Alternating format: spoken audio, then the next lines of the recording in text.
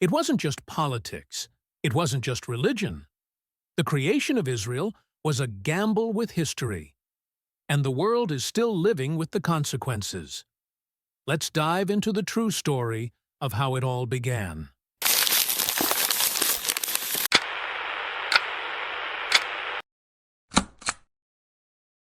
For centuries, the land known as Palestine was part of the Ottoman Empire, ruled from Istanbul by the Turks. In this ancient land, Jews, Muslims, and Christians had lived side by side for generations. Small Jewish communities existed in cities like Jerusalem, Hebron, and Safed, while the majority of the population were Arabic-speaking Muslims and Christians who farmed the land and raised families. But in the late 1800s, far from Palestine, a powerful movement began to rise in Europe, a reaction to growing hatred against Jews. In many countries, Jews were blamed for economic crises, expelled from cities, and attacked in violent pogroms. Out of this pain came an idea: Zionism, a vision that Jews should have their own homeland, where they could live safely and free. That vision was led by a man named Theodor Herzl. In 1897, he called for the creation of a Jewish state.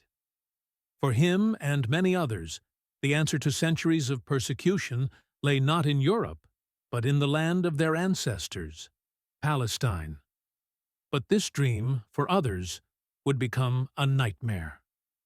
During World War I, the Ottoman Empire collapsed. In 1917, Britain took control of Palestine. That same year, the British government issued the Balfour Declaration, a public promise to support the establishment of a national home for the Jewish people in Palestine. To many Jews, this was a turning point, a sign that their dream might finally become reality. Jewish immigrants began to arrive in waves, fleeing violence and poverty in Europe. They bought land, built schools, and started new lives in a place they believed was their birthright. But for the Arab population already living there, the Balfour Declaration felt like betrayal. Just a year earlier, Britain had promised Arabs their independence if they helped fight against the Ottomans. Now, it seemed Britain had promised the same land to two different peoples. As Jewish immigration increased in the 1920s and 30s, tensions grew. Arabs protested what they saw as a foreign takeover of their land. Violence broke out. Entire villages were emptied through land sales, sometimes from absentee landlords.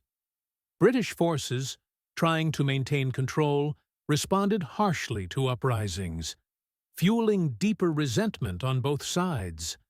Then came World War II, and with it, the Holocaust, the darkest chapter in Jewish history. Over 6 million Jews were murdered in Nazi death camps. The world was horrified. Sympathy for the Jewish people reached a breaking point. For many Jews, the dream of a homeland was no longer just about history or religion. It was about survival. Palestine, in their eyes, was the only place left to rebuild their lives, and they were willing to fight for it.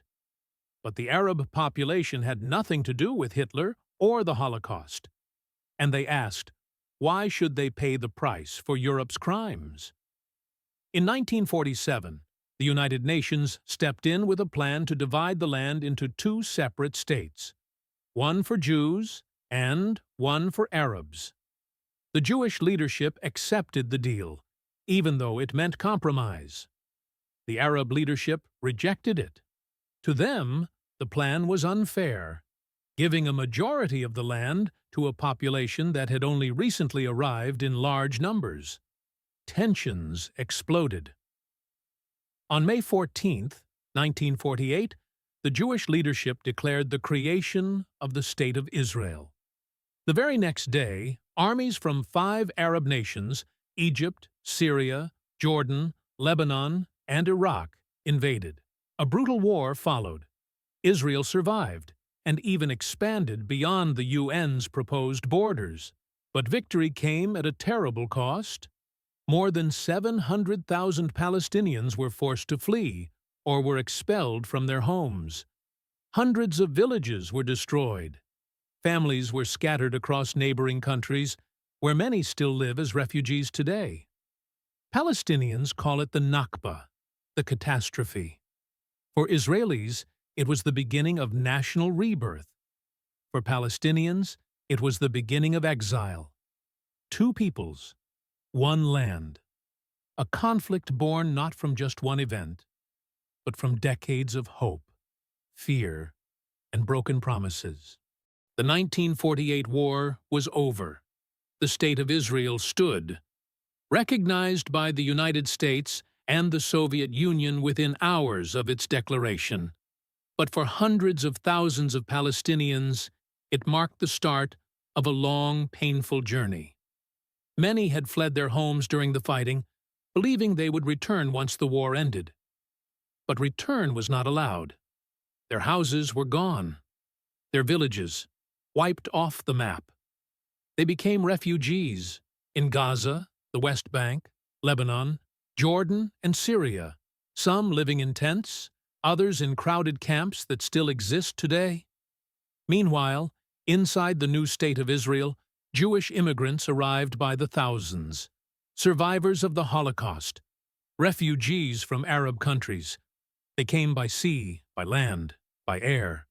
To them, Israel was not just a home, it was safety, a fresh start, a place where they could finally live without fear. But fear still lingered, on all sides.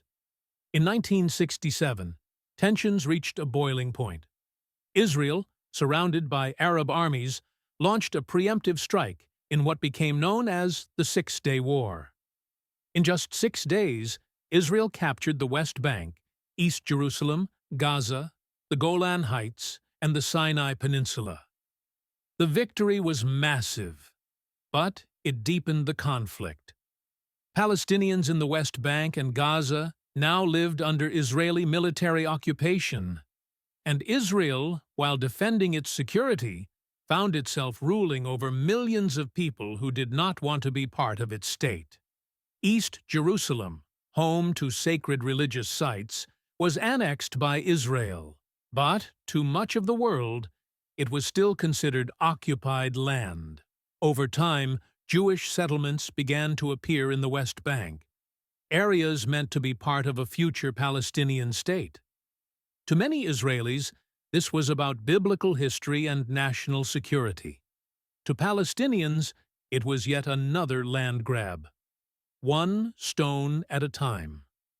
In 1987, Palestinians launched the First Intifada, a massive uprising of protests, strikes, and clashes. The world watched images of stone-throwing teenagers facing Israeli tanks and soldiers. By the 1990s, a new hope appeared: the Oslo Accords. For the first time, Israeli and Palestinian leaders shook hands and spoke of peace. There was talk of a two-state solution, one for Jews, one for Palestinians, living side by side. But peace proved fragile. Assassinations, suicide bombings, airstrikes, checkpoints, rocket fire, walls, each side blaming the other. Trust collapsed, and with it, the peace process. In 2005, Israel withdrew from Gaza, but soon after, a group called Hamas took control of the area. Since then, there have been multiple wars between Israel and Hamas, each leaving more destruction, more loss, and fewer answers. Today, the conflict continues. Israel is a powerful, high-tech nation with deep ties to the West. Palestinians remain divided, some in the West Bank under limited self-rule, others in Gaza under siege. International voices call for peace. Some call for justice. Others call for recognition or resistance. But no solution has lasted. The two peoples remain, wounded by history, shaped by loss, driven by fear, and still holding on to hope.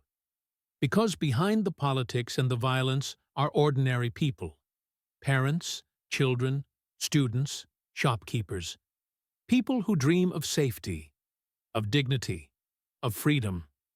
The creation of Israel changed the Middle East forever.